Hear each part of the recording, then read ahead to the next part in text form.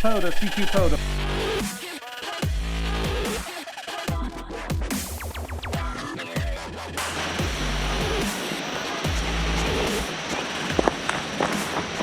Hey, how's everybody doing? It's Tango Oscar Mike. I am trying to get some stuff organized for field day here.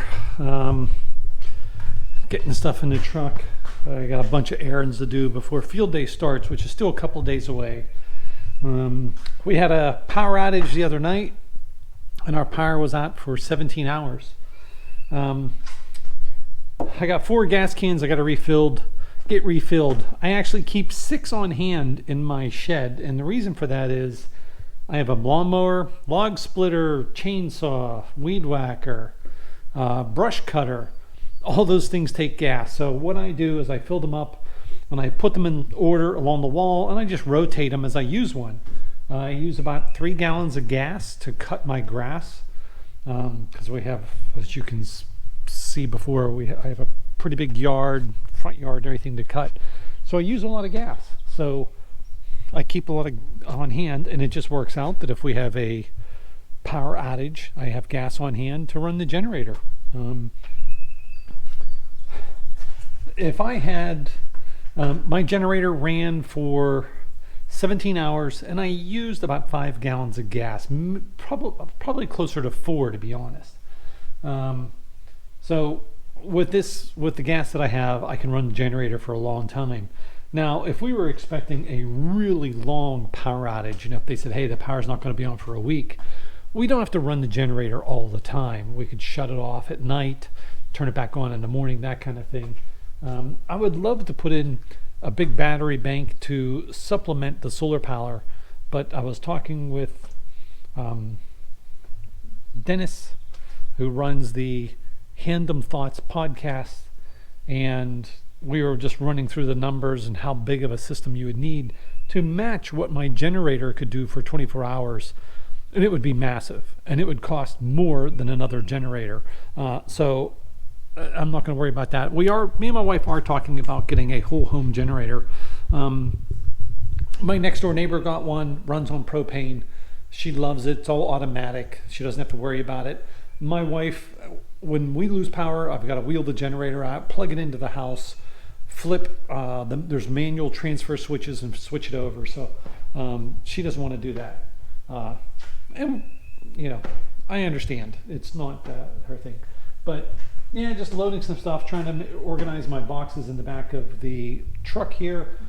I've got my go bag with a bunch of stuff in it for field day, and I normally have this in the back of the truck just with some spare clothes and stuff like that, but I've added a little bit more stuff to it for field day.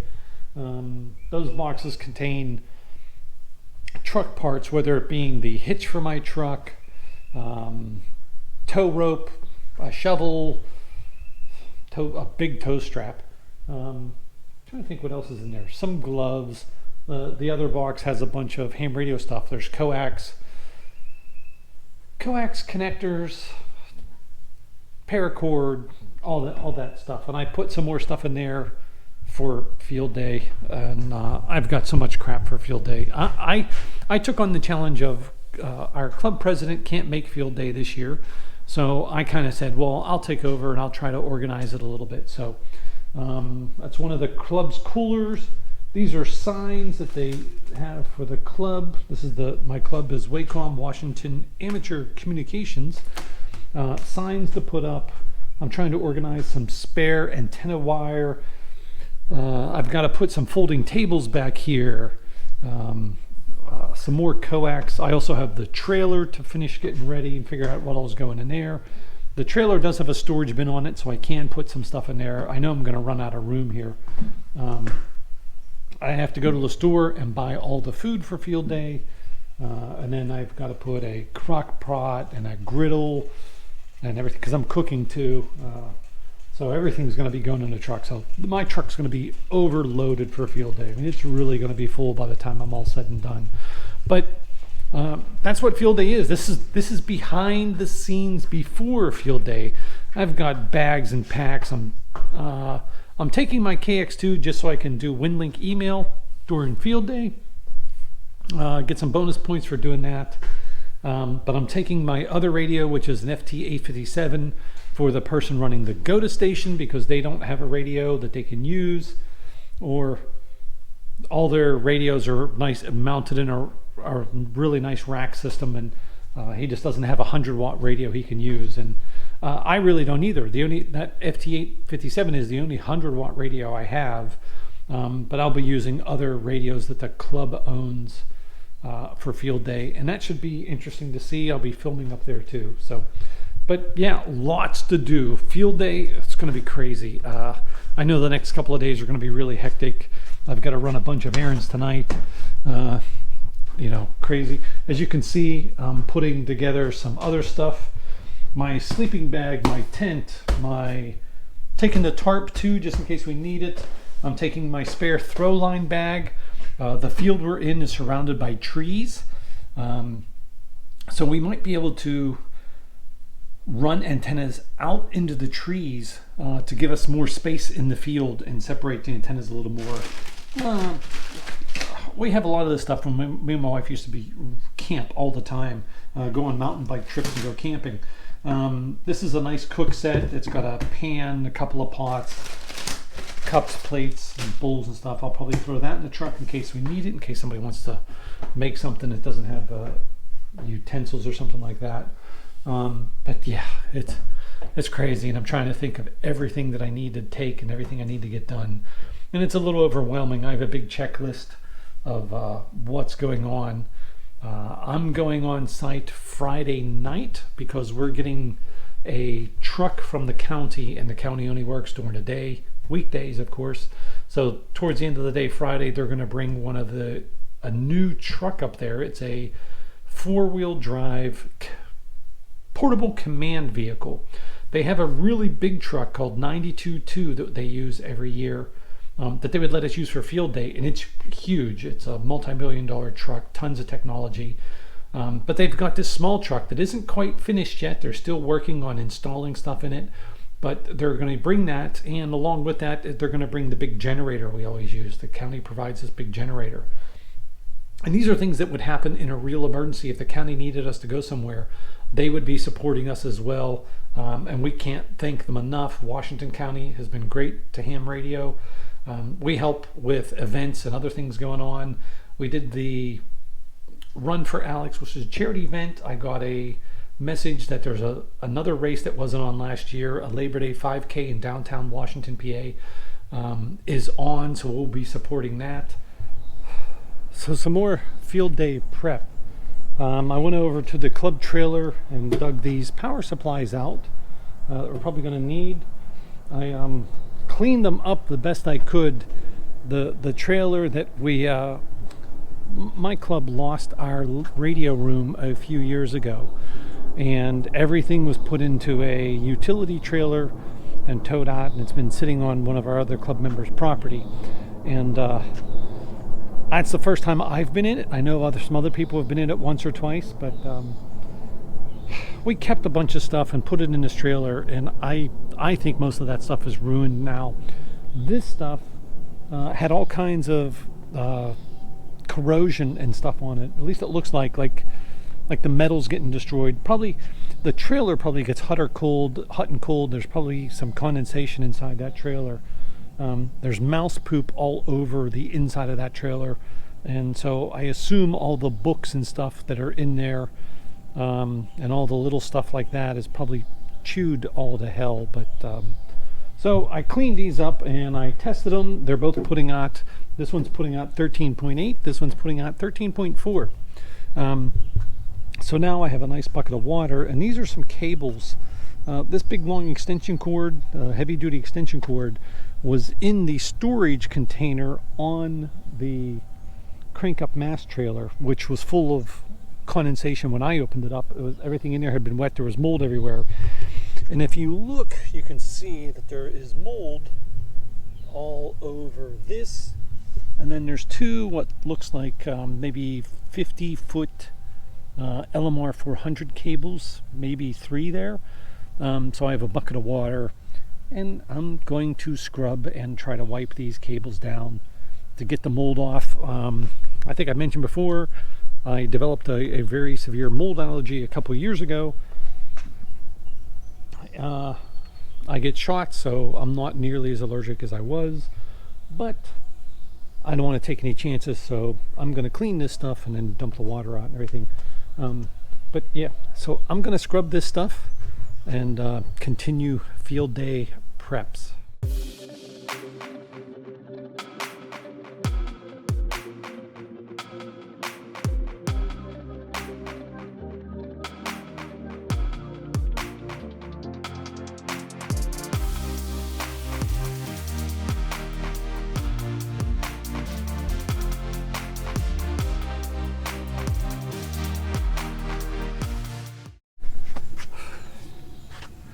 Well, the cables are cleaner. I don't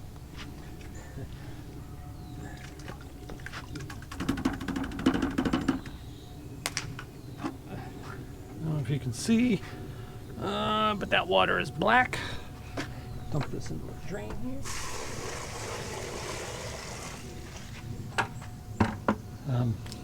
So yeah.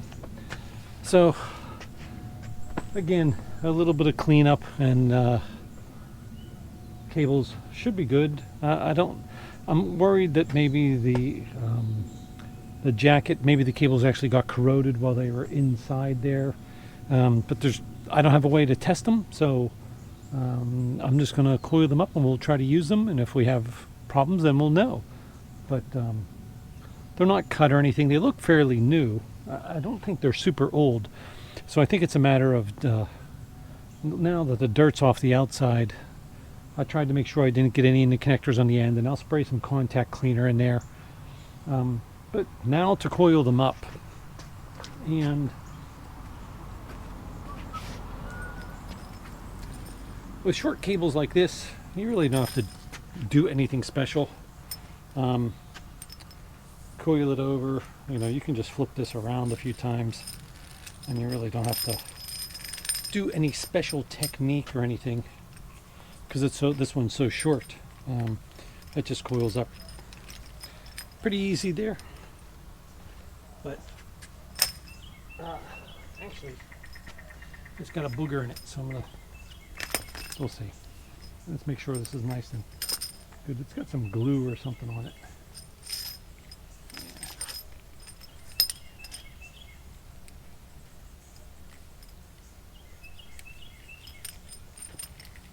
Okay.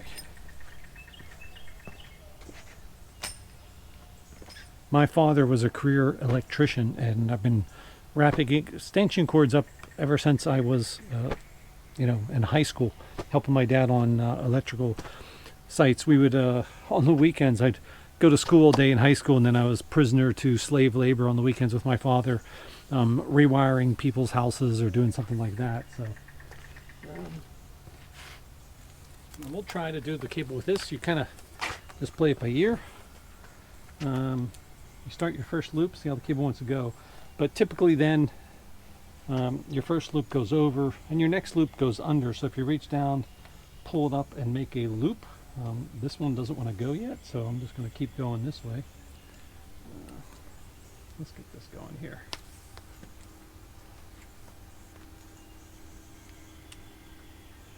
Got a connector in the end. Let's see. This cable's a little stiff, but we're gonna do it anyhow. Yeah. So once you get your first loop, then you reach down, pull the second loop up in. Again, do another loop this way, another loop this way. So one over and the other one under. And you can see it's laying in there pretty nice. Sometimes you'll have to do two in a row or something like that because if there's already kinks in the cable, but for the most part this should work pretty good.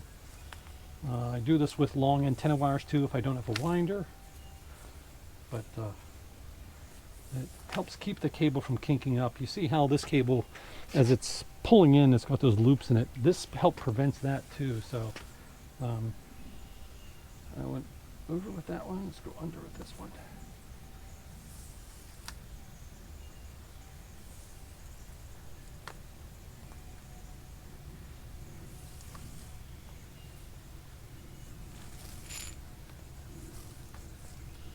This one wants to go over again, so I'm just going to go over again.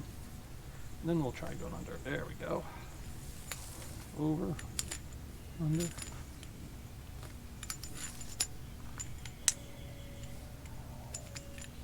And under. So there. I think it's the longest one. This is probably 50 foot of 213 or LMR 400. I don't know. That's the diameter. I don't know what it is. It actually seems a little bit more flexible than LMR 400, so this is probably 213.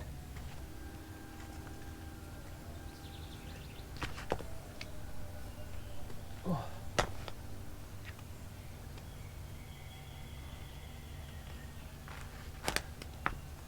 Now to find something to tie those off with. I hate using tape. I'd rather use a bungee wrap or something like that, but I don't know if I have anything for this. So, and I don't think the Velcro strips I have will reach around this, but we'll give it a try.